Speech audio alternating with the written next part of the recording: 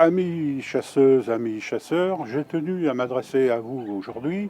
Vous savez qu'avec les événements du Covid-19, l'Assemblée générale de la Fédération des chasseurs, qui était prévue le samedi 18, n'a pas eu lieu. Donc nous avons mis en place un mode de fonctionnement pour que la fédération puisse continuer à assurer ses missions. En raison du confinement, la fédération est bien sûr fermée au public, mais le personnel habituellement en poste dans les bureaux assure toujours les missions de fonctionnement prioritaires.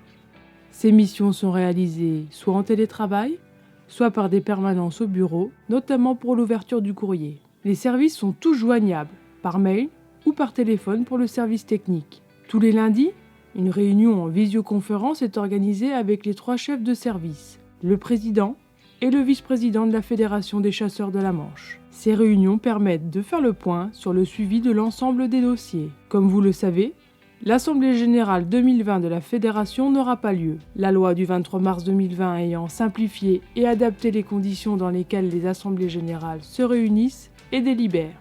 Les décisions à faire approuver ont donc été transmises aux membres du conseil d'administration afin qu'ils puissent se prononcer par un vote en ligne. Les décisions prises sont les suivantes. Timbre fédéral à 62 €, timbre grand gibier à 8 €, bracelet chevreuil à 27 €.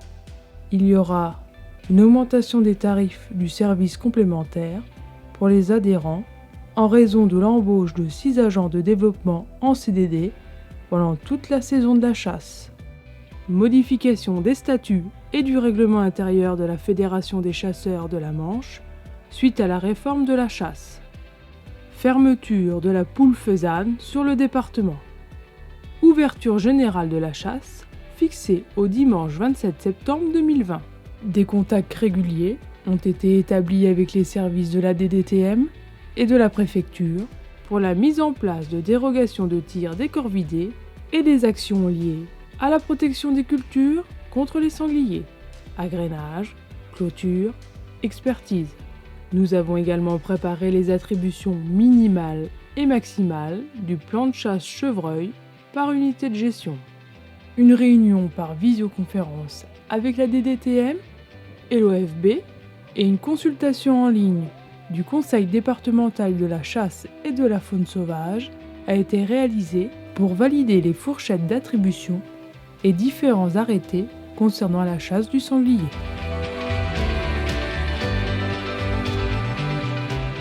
Au niveau de la validation du permis de chasser, le bon de commande des validations du permis de chasser est également quasiment prêt. Il ne manque que le montant des redevances cynégétiques pour finaliser l'impression. Sauf changement, les bons de commande devraient être postés aux chasseurs mi-mai et les régies pourraient commencer à valider les permis début juin. Pour les futurs chasseurs, à l'heure actuelle, l'OFB ne connaît pas la date de reprise des examens du permis de chasser, ni les conditions dans lesquelles ils se dérouleront. Nous vous tiendrons informés. Pour les actions de terrain, l'opération Faisan est sur les rails. Les commandes et les préparations du planning des livraisons sont bien avancées. L'organisation de la mise en place des 6 pans faisans est en cours. Nous serons prêts pour cet été. Les suivis des migrateurs sont assurés dans les réserves et plus particulièrement celui des courlis cendrés nicheurs dans les marais de l'isthme du Cotentin.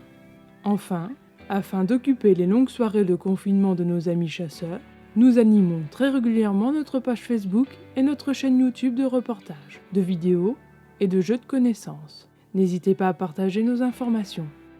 Pour finir, la Fédération départementale des chasseurs de la Manche souhaite remercier l'ensemble des services de l'État pour leur engagement quotidien vis-à-vis de la gestion des espèces, ainsi que les administrateurs, les collaborateurs et l'ensemble des chasseurs pour leur soutien et leur compréhension en cette période difficile.